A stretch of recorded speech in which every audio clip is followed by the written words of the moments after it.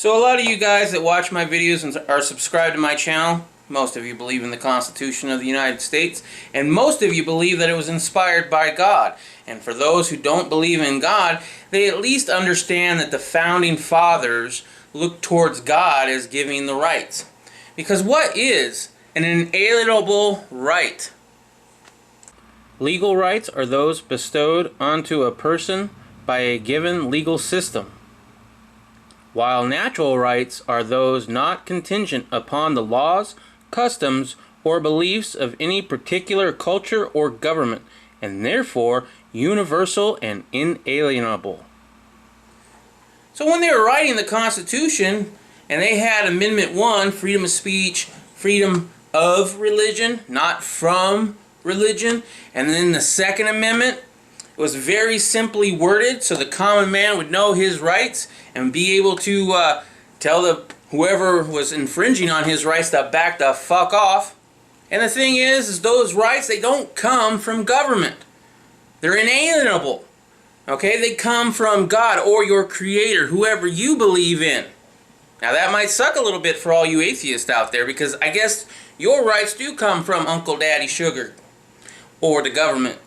So if your rights are inalienable, can the government take those rights from you?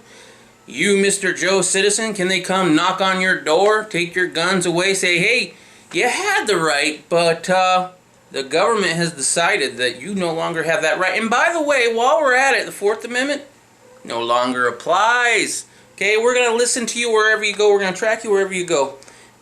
We live in a very dangerous time right now where the government is testing the water, seeing how far they can push it, how far they can dip their toe in, and before they get any kind of resistance back. And right now, we're letting them all the way into the fucking swimming pool. My whole point with this is your rights come from God. They are inalienable, meaning they cannot be taken away from you. The only way they can be taken away from you is if you go to prison. Okay? You commit a murder or some other crime that takes your butt to prison. A jury of your peers decide to infringe on your rights. 12 people, not the government, 12 people of your peers. Now they figure out how many years you should serve for whatever crime you committed. You get out of prison. You did your time. The sentence handed down. You are now a free man. Now Thomas Jefferson was quoted as saying, no free man shall be barred the use of arms. What is your definition of a free man? Is a free man one who has done his time in jail and been released, or done his time, served parole, and is released? In my book, it is as soon as the sentence has been carried out. If he is so dangerous that he's let out on the streets and he's done his time and he's done his parole, that he's too dangerous still to have a firearm, then you need to increase the duration of the sentence for the crime that he committed. And that brings me to the main topic of this whole discussion in this video. Should felons have firearms? I've already done a video on this before, and I say yes. If they are out of jail, they did their time in jail, they did their parole, they're a free man. They get their rights back. The only way you lose your inalienable rights is if 12 people agree that you're so bad that you need to be locked away for a certain amount of time. Now, if you killed somebody with a firearm, you should never see the light of day. In fact, to me, you should be publicly executed. That way I can take my daughter, my son, or whoever I'm raising up to try to raise them right and say, see that man hanging from that tree? Don't do that. The point is, the government has no say in taking away your rights. At least they're not supposed to. We've allowed them to do it, and that's a shame. The only way our rights can be taken away from us is if 12 people of our peers decide that what we've done is so egregious, so heinous, that we must have our rights taken away for a certain amount of time, whether it be 10 years, 20 years, or life, or even execution. Now, I understand a lot of people are out there, but you got to think of the children, Stinger. Children, we got to protect some of them. And these are coming from gun nuts, people who believe in the Constitution, and all of a sudden they're like, oh, you can't give felons guns. Hey, I know a few of them personally. They're my best friends. However, one of their main arguments is that felons recommit. They got a gun, and they did the crime again. Well, yeah, They're a criminal, dumbass. Now, I can call my best friends dumbass because they call me much worse most of the time. However, what they can't wrap their head around, I know they understand what I've said, but what's so hard to wrap their head around is that they are infringing on the rights of the felons who want to do good. Just like the government is trying to infringe on some of our Second Amendment rights, and we get all blown up and saying, well, I didn't do anything wrong. I'm a legal gun owner. I follow the law. Well, you follow the law right now all you want, but who knows when the law is going to change. You have to sign over you have to give your ID, you have to give your fingerprints in some places just to get a card that says you have the right to express your Second Amendment, to have a concealed carry. Excuse me? Have we really let it come to that? I know we have a long time ago, but you guys get all so excited. Oh, we got concealed carry, and I'm a legal gun owner, and I want to make sure people have to take a test, to make sure they can hit what they're aiming at, because they might be too dangerous. I know some people out there that really shouldn't have a firearm, you know what I mean? It's personal responsibility. You're a legal gun owner? Well, you know what? The felon who doesn't go out and get a new firearm, he's a legal felon. Now, I kind of went all over there. I got a little scatterbrained, so I'm going to break it down for you a little bit. A felon who is determined to recommit and be that career criminal, he's going to get that firearm whether it's legal or not. Just like we keep saying, somebody intent to do something bad is going to be able to get a gun, legal or not. And usually they don't get a legal gun now, do they? But a legal gun owner does all the legal stuff. They make sure they go down to their courthouse, they sign over their life and their firstborn, and they give their thumbprint and their DNA sample, and they're a legal gun owner. They don't go commit a crime now, do they? Because that would be stupid. And most people aren't that stupid to commit a crime with a legally purchased firearm or have gone through all that background check to then blow it away by breaking and entering or some other stupid crime. So yes, a felon can recommit. But let's go this way for a second, okay? Let's say somebody goes out and commits a crime right now. Me, all right? Just for an example, I go out and I commit a crime right now. Well, how did I get my hands on all these firearms? All these drum magazines and bump skis and all this cool tactical stuff. There ought to be a law. I have thousands of rounds of ammunition in my house. What happened? How did we not see this coming? Because I'm a legal fucking firearm owner right now.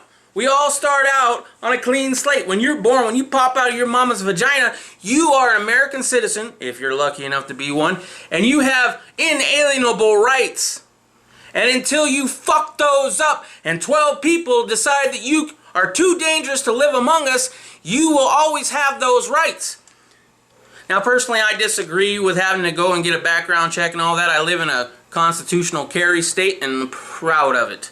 I went into the gun store, bought my first firearm here, bought a holster, strapped it on, and concealed that bad boy 15 minutes later out the door.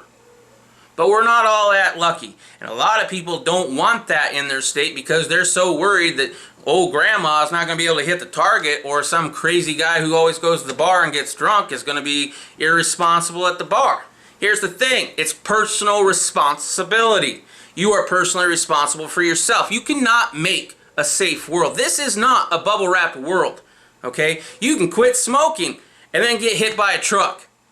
There is no guarantee of safety, and if you're looking for the government to come and protect you and keep you safe, then you're off your rocker, because the whole reason why most of us conceal carry is because we know it takes 5 to 6 minutes for the police to react to a call, and the victim is always the first responder. We take away certain rights from felons. Do they have the freedom of speech? Sure, why not? That never hurt nobody, huh?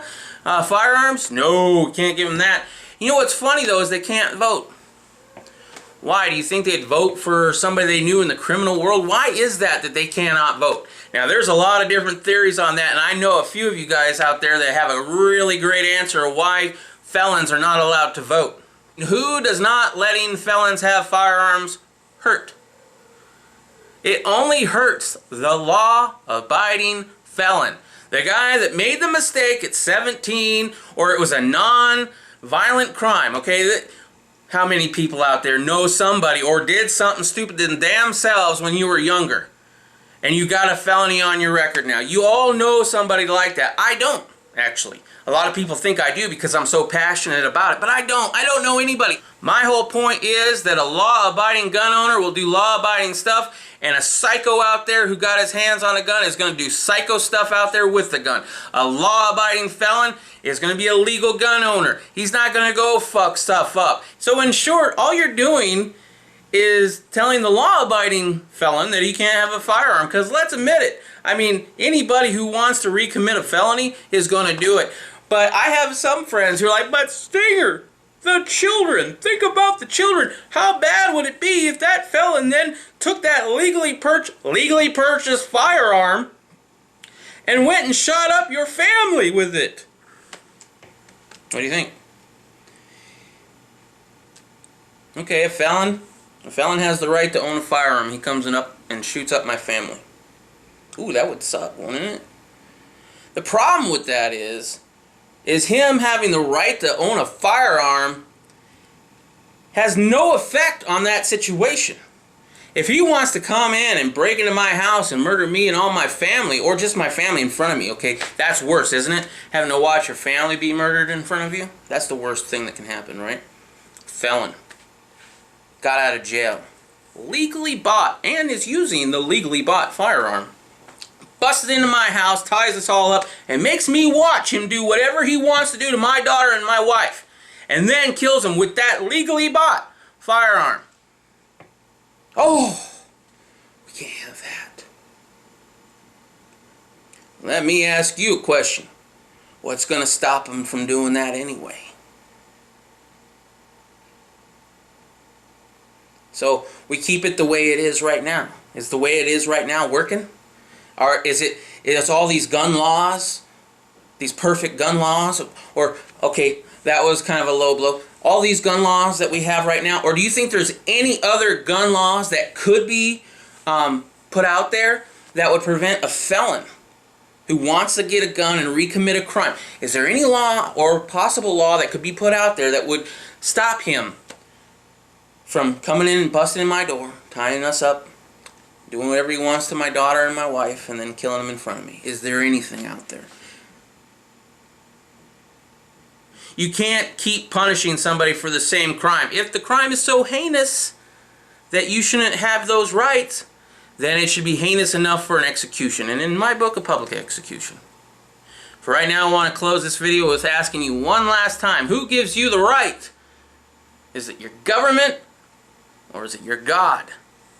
That's the question. And if it's your God and you believe in the Constitution, and you believe that 12 men get to decide if your rights need to be taken away for a certain amount of time or forever, because execution. If you believe in that document, then when you've done and served the time that was given to you by those 12 people and you have been released because you have been rehabilitated, I know, it's funny to me too, then you are a free man, and no free man shall be barred the use of arms. Thomas Jefferson. Alright guys, I hope you enjoyed the video. If you did, please give me a thumbs up. Talk to you later.